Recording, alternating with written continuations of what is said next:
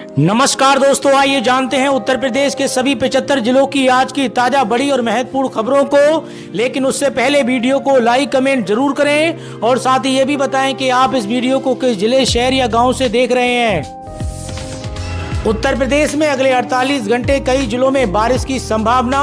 मौसम विभाग ने जारी किया ऑरेंज और कुछ जिलों में रेड अलर्ट।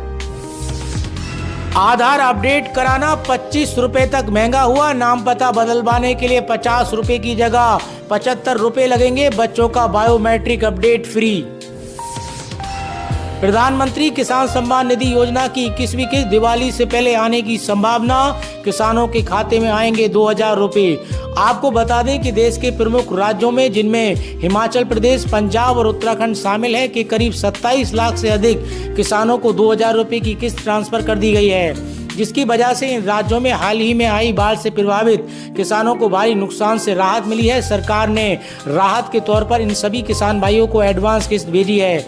अब बारी है बाकी राज्यों की। सरकार की ओर से अभी तक कोई भी आधिकारिक तारीख की घोषणा नहीं की गई है, लेकिन कई मीडिया रिपोर्ट्स ये दावा कर रहे हैं कि दिवाली से पहले किसानों के खाते में 2000 रुपए की किस्त भेजी जा सकती है। यानी किसानों को अक्टूबर 2025 के आखिरी हफ्ते में पीएम किसान सम्मान निधि योजना की 21वीं किस्त मिल सकती है।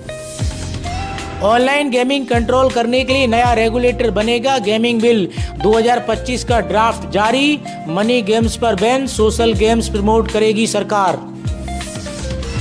किसान भाइयों के लिए बड़ी खुशखबरी, निःशुल्क मिलेगा मटर, चना, मसूर के बीज। फटाफट करें आवेदन। अब बैंक चेक कुछ ही घंटों में क्लियर होगा। बैंकों ने आज नए क्लियरेंस सिस्टम का ट्रायल शुरू किया। पहले 2 दिन लगते थे। रिजर्व बैंक ऑफ इंडिया यानी आरबीआई ने चेक क्लियरेंस सिस्टम में आज से बड़ा बदलाव करने जा रहा है। इसके तहत चेक का अमाउंट जमा करने के बाद कुछ ही घंटों में प्रोसेस होकर खाते में आ जाएगा। अभी चेक क्लियर होने में 2 दिन तक का समय लगता है।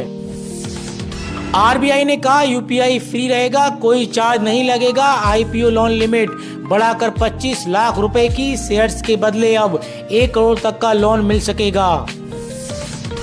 योगी सरकार ने ओबीसी समाज को दी बड़ी सौगात। शादी अनुदान योजना राशि में की बढ़ोतरी। उत्तर प्रदेश सरकार ने ओबीसी वर्ग के लिए शादी अनुदान योजना में मिलने वाली राशि को बढ़ाने की तैयारी कर रही है। वर्तमान में 20,000 रुपए का अनुदान मिलता है, जिसे अब बढ़ाकर 60,000 रुपए करने का प्रस्ताव है। मुख्यमंत्री सामूहिक विवाह योजना में भी इतनी ही राशि दी जाती है। इस फैसले से पिछड़े वर्ग के गरीब परिवारों को काफी लाभ होगा। 8वें वेतन आयोग को लेकर आया बड़ा अपडेट। 2028 तक पूरी तरह लागू होगा 8वां वेतन आयोग। 2026 से 2 साल का एरियर भी मिलेगा। बेसिक सैलरी 18,000 रुपए से 44,000 होने की संभावना। मोबाइल नंबर की तरह गैस कंपनी भी बदल सकेंगे। अभी केवल डीलर बदलने की सुविधा। एलपीजी सिलेंडर मिलने में देरी जैसी समस्या भी होगी दूर। जल्दी आप मोबाइल नंबर पोर्टेबिलिटी की तरह अपना गैस कनेक्शन भी किसी भी कंपनी में बदल सकेंगे। Petroleum and natural gas regulatory board ने इसकी तैयारी शुरू कर दी है। इससे कंज्यूमर्स को ज्यादा चॉइस मिलेगी और सर्विस भी बेहतर होगी। झांसी में 40 साल की दादी प्रेमी के साथ भागी। 40,000 रुपए और बहुओं के गहने ले गई। पति बोला इश्कबाजी का शौक चढ़ा है, सजा मिले। उत्तर प्रदेश के झांसी में एक दादी के अपने प्रेमी के साथ भागने का मामला सामने आया है। महिला के पति ने ऐसा आरोप लगाया है। दादी की उम्र 40 साल की है, जबकि बॉयफ्रेंड उससे 7 साल छोटा है। दोनों 2 साल से अफेयर था। 3 दिन पहले बाजार के बहाने दादी घर से निकली और बॉयफ्रेंड के साथ भाग गई। खसरा खतौनी नक्शा, बिना इन दस्तावेजों के नहीं होगी जमीन की रजिस्ट्री। अब रजिस्ट्री के वक्त दोनों पक्षों को पैन कार्ड देना जरूरी होगा। इससे टैक्स चोरी पर लगाम लगेगी और हर लेन देन का रिकॉर्ड सरकार के पास रहेगा। साथ ही पासपोर्ट साइज फोटो भी लगेगी ताकि पहचान में कोई गड़बड़ी ना हो सके। आधार कार्ड अब रजिस्ट्री का अनिवार्य हिस्सा है। इससे व्यक्ति की असली पहचान और सही पता दोनों की पुष्टि हो जाती है। ई-केवाईसी की सुविधा से प्रक्रिया भी तेज हो गई है और फर्जी पहचान की गुंजाइश खत्म हो गई है। यूपी में गन्ना आपूर्ति नीति में बड़े बदलाव। योगी सरकार के इस फैसले से किसानों को होगा सीधा फायदा। उत्तर प्रदेश सरकार ने गन्ना किसानों के हित में नई गन्ना सट्टा एवं आपूर्ति नीति जारी की है। इस नीति में छोटे किसानों और महिलाओं को प्राथमिकता दी गई है। नए सदस्यों को गन्ना आपूर्ति में विशेष लाभ मिलेगा। छोटे किसानों को पेड़ी गन्ने की पर्चियां पहले मिलेंगी, जिसमें 13.12 लाख किसानों को फायदा होगा। यांत्रिक हार्वेस्टिंग के लिए पारिवारिक कैलेंडर की सुविधा भी मिलेगी।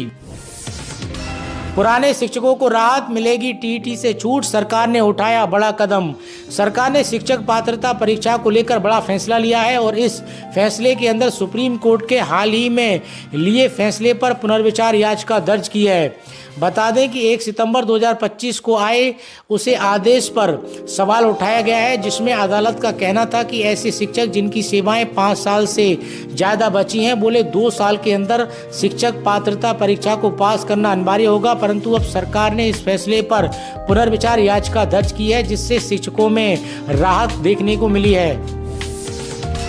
मरीजों के इलाज में लापरवाही बर्दाश्त नहीं होगी। मीटिंग में डिप्टी सीएम ब्रजेश पाठक ने दिए निर्देश, बोले बुजुर्गों को मिले बेस्ट मेडिकल फैसिलिटी। सरकारी अस्पतालों में आने वाले सभी मरीजों को लगातार बेहतर इलाज उपलब्ध कराना है। इस काम में किसी तरीके की लापरवाही बर्दाश्त नहीं होगी। विभागीय स्तर पर व्यवस्थाओं को और दुरुस्त किया जाए, ये कहना है डिप्टी सीएम ब्रजेश पाठक का। विधानसभा स्थित कार्यालय कक्ष में चिकित्सा, स्वास्थ्य, चिकित्सा, शिक्षा एवं परिवार कल्याण विभाग की आहूत बैठक में डिप्टी सीएम ने अधिकारियों को निर्देशित करते हुए कहा है कि 70 साल से अधिक आयु के बुजुर्गों के आयुष्मान कार्ड व्यापक स्तर पर बनाए जाएं। यूपी के एटा जिले में मतदाता सूची से 98,000 प्लस लोगों के कट गए नाम। आपके घर भी आ सकते हैं अधिकारी। उत्तर प्रदेश के एटा जिले में त्रिस्तरीय पंचायत चुनाव के लिए मतदाता सूची का पुनरीक्षण चल रहा है। 2 अक्टूबर तक 98,073 मतदाताओं के नाम हटाए गए, जिनमें मृतक और पलायन करने वाले शामिल हैं। वहीं 1.8 लाख से अधिक नए नाम जोड़े गए हैं। बीएलओ 6 अक्टूबर तक आवेदन का सत्यापन कर रहे हैं। ऑनलाइन आवेदन की सुविधा भी दी गई है। सदर तहसील में सबसे अधिक नाम हटाए गए हैं। यूपी के 2300 शिक्षकों को मिलेगा दिवाली गिफ्ट। बकाया सैलरी देने की तैयारी कर रही है सरकार। उत्तर प्रदेश के 2300 तदर्थ शिक्षकों को दीपावली से पहले बकाया वेतन देने की तैयारी है। माध्यमिक शिक्षा निदेशालय ने 9 माह से बकाया देने के लिए शासन को प्रस्ताव भेजा है। वेतन न मिलने से इन शिक्षकों की आर्थिक स्थिति खराब है।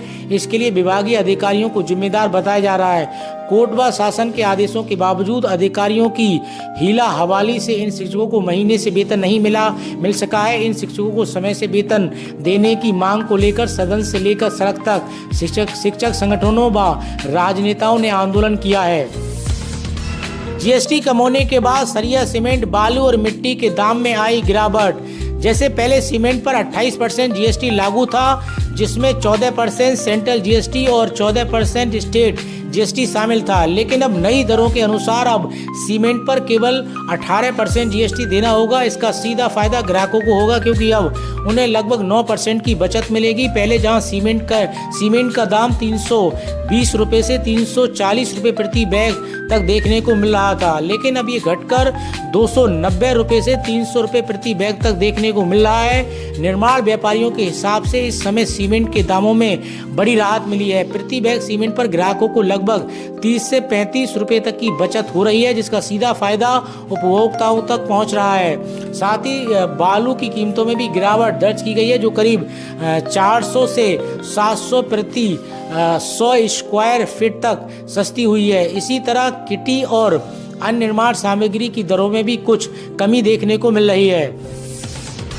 केंद्र सरकार ने 11 पशु प्रोटीन वाले जैविक खाद बेचने की अनुमति वापस ली। धार्मिक और आहार प्रतिबंधों के चलते फैसला। केंद्रीय कृषि मंत्रालय का बड़ा कदम। 12वीं तक के छात्रों के लिए योगी सरकार की विशेष योजना मिल रहा है 10,000 रुपए का प्रोत्साहन। उत्तर प्रदेश के छात्रों ने एम्पायर मानक योजना में 2.80 लाख से अधिक नामांकन के साथ देश में पहला स्थान प्राप्त किया है। ये उपलब्धियां छात्रों की रचनात्मक सोच और विज्ञान में रुचि को दर्शाती है। इस योजना में कक्षा 6 से 12वीं तक के छात्रों को विज्ञान और प्रौद्योगिकी के प्रति नवाचार के लिए प्रोत्साहित किया जाता है, जिसके लिए उन्हें 10,000 रुपए भी दिए जाएंगे। यूपीआई को लेकर आरबीआई का बड़ा फैसला, मुफ्त रहेंगे डिजिटल लेन देन।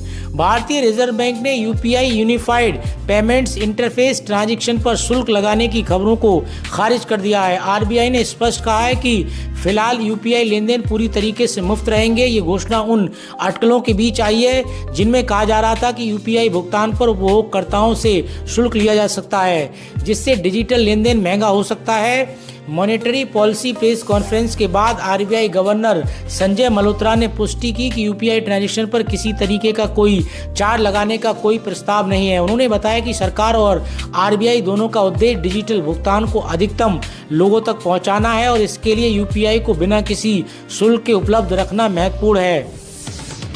निराश्रित विधवा महिलाओं के लिए सरकार की खास योजना, 90% तक मिलेगी सब्सिडी। पशुपालन विभागीय भूमिहीन विधवा और निराश्रित महिलाओं को बकरी पालन के लिए प्रोत्साहित कर रहा है ताकि वे आत्मनिर्भर बन सकें। सरकार प्रति जनपद 10 बकरी इकाई स्थापित करेगी, जिसमें प्रति इकाई 1 नर और 5 मादा बकरी दी जाएंगी। योजना के तहत लाभार्थियों को 90% सब्सिडी मिलेगी और उन्हें ऑनलाइन आवेदन करना होगा। लाभार्थियों को धनराशि मिलने के 20 दिन के भीतर पशु खरीदने होंगे।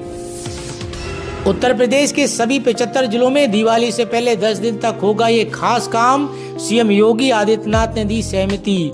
योगी सरकार ने दीपावली से पहले सभी 75 जिलों में स्वदेशी मेला आयोजित करने की घोषणा की है। प्रत्येक मेला लगभग 9 से 10 दिन चलेगा और यूपी इंटरनेशनल ट्रेड शो के बैनर तले आयोजित होगा। योजना के तहत यूनिटी मॉल भी स्थापित किए जाएंगे, जहां स्थानीय और अन्य राज्यों के ओडीओपी उत्पाद बिक्री के लिए उपलब्ध होंगे। पहल का उद्देश्य वोकल फॉर लोकल को बढ़ावा देना है और कारीगरों को बड़ा बाजार उपलब्ध कराना है।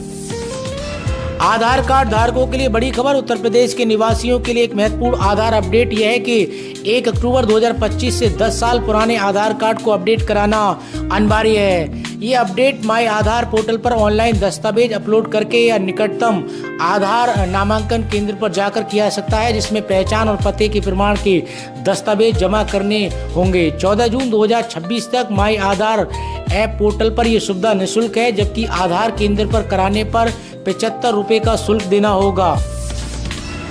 दिवाली से पहले किसानों को बड़ा तोहफा, सरकार ने बढ़ाया गेहूं का एमएसपी रेट। दिवाली से पहले केंद्र सरकार ने किसानों को बड़ा तोहफा दिया है। सरकार ने विपणन वर्ष 2026-27 के लिए गेहूं के न्यूनतम समर्थन मूल्य में 6.59% तक की वृद्धि की घोषणा की है। सरकार ने गेहूं समेत 6 रबी की फसलों पर न्यूनतम समर्थन मूल्य यानी एमएसपी में वृद्धि की घोषणा कर दी है। उत्तर प्रदेश के लाखों श्रमिकों को तोहफा, महंगाई भत्ते में बढ़ोतरी की घोषणा, मिली बड़ी खुशखबरी। उत्तर प्रदेश में योगी आदित्यनाथ की सरकार ने प्रदेश के लाखों श्रमिकों को महंगाई भत्ते का तोहफा दिया है। सरकार ने ये फैसला दिवाली से पहले आया है, जिससे लाखों परिवारों को राहत मिलेगी। सरकार के इस फैसले का लाभ लगभग लाखों कर्मचारियों को होगा। सरकार ने न्यूनतम मजदूरी अधिनियम 1948 के तहत आने वाले 74 अनुसूचित नियोजनों में कार्यरत लाखों कर्मचारियों के लिए एक परिवर्तनीय महंगाई भत्ते की नई दरें घोषित की हैं। ये बड़ी दरें 1 अक्टूबर 2025 से 6 महीने की अवधि के लिए लागू हो गई हैं। श्रम आयुक्त उत्तर प्रदेश ने ये आदेश लागू कर श्रमिकों को बड़ी राहत दी है। यूपी श्रम आयुक्त शक्ति सिंह सेन मौर्य ने कहा कि परिवर्तनीय महंगाई भत्ते की नई दरें 1 अक्टूबर से 6 महीने के लिए प्रभावी रहने वाली हैं। इनके अलावा 15 अक्टूबर के बाद नवीनीकरण न कराने वाले श्रमिकों को निष्क्रिय सूची में शामिल कर दिया जाए। सोने के दाम में गिरावट, चांदी में तेजी। सोना 378 रुपए से घटकर 1,16,954 रुपए पर आया। वहीं चांदी 490 रुपए महंगी हुई, 1.45 लाख प्रति किलो बिक रही है। सोने चांदी के दाम में आज गिरावट देखने को मिली। Indian bullion and jewellers association के अनुसार 10 ग्राम 24 कैरेट सोना 378 रुपए से घटकर 1,16,954 54 रुपए पर आ गया। वहीं चांदी के दाम आज बढ़े, इसकी कीमत 490 रुपए से चढ़कर 1,45,610 रुपए प्रति किलो पर आ गई। 1 अक्टूबर को सोने ने 1,17,332 रुपए और वहीं चांदी ने 1,45,120 रुपए का ऑल टाइम हाई बनाया था। राशन कार्ड से जुड़ा बड़ा अपडेट। सालाना 25 लाख का कारोबार करने वाले व्यापारी और 5 एकड़ भूमि से अधिक की संपत्ति रखने वाले मालिक भी निःशुल्क राशन का फायदा उठा रहे हैं। सरकार ने ऐसे अपात्र राशन कार्डों को निरस्त करने की प्रक्रिया शुरू कर चुकी है। वर्तमान में भारत सरकार के निर्देश पर सभी राशन कार्ड धारकों को निःशुल्क राशन उपलब्ध कराया जाता है। कई बार सत्यापन या छटनी के बाद भी कुछ अपात्र अभी भी बचे हुए हैं। अब अपात्रों की सूची तैयार कर उनका नाम हटाया जा रहा है। उत्तर प्रदेश में पैन कार्ड से जुड़ी एक महत्वपूर्ण बड़ी खबर यह है कि आयकर विभाग ने फिशिंग ईमेल के खिलाफ चेतावनी जारी की है, जिसमें लोगों को फर्जी ई पैन डाउनलोड करने के लिंक पर क्लिक करने या अपनी व्यक्तिगत जानकारी साझा करने से मना किया गया है। ऐसा करने से बैंक खाता खाली हो सकता है। इसके अलावा आप इनकम टैक्स की वेबसाइट पर जाकर अपने पैन कार्ड का स्टेटस देख सकते हैं और आधार से पैन को लिंक करने की आखिरी तारीख 31 दिसंबर 2025 है। रेलवे में 2570 पदों पर भर्ती का नोटिफिकेशन जारी। 31 अक्टूबर से शुरू आवेदन। ग्रेजुएट से लेकर इंजीनियर करें अप्लाई। रेलवे भर्ती बोर्ड की ओर से junior engineer, depot material superintendent, chemical and metallurgical assistant के पदों पर भर्ती का शॉर्ट नोटिफिकेशन जारी किया गया है। इन पदों पर आवेदन प्रक्रिया 31 अक्टूबर 2025 से शुरू हो जाएगी। उम्मीदवार रेलवे की ऑफिशियल वेबसाइट पर जाकर आवेदन कर सकते हैं। शिवपाल यादव की प्रसपा समेत 21 दलों को नोटिस। लखनऊ में चुनाव आयोग को 6 साल से नहीं दिया गया खर्च का हिसाब। समाजवादी पार्टी के महासचिव शिवपाल यादव की प्रगतिशील समाजवादी पार्टी समेत लखनऊ में रजिस्टर्ड 21 राजनीतिक दलों ने राज्य निर्वाचन आयोग को चुनाव खर्च का ब्यौरा नहीं दिया है। शुक्रवार को दलों के कारण बताओ नोटिस जारी किया गया है। इन दलों ने पिछले 3 वित्तीय वर्षों में 2021-22, 2022-23 और 2023-24 के वार्षिक खातों का विवरण जमा नहीं किया है। उत्तर प्रदेश के झांसी में कांग्रेस के दिग्गज नेता दिग्विजय सिंह बोले, हिंदुओं से ज्यादा मुस्लिम आबादी घटी, आरएसएस दंगे भड़काती है, आयला मोहम्मद पर एफआईआर की क्या जरूरत।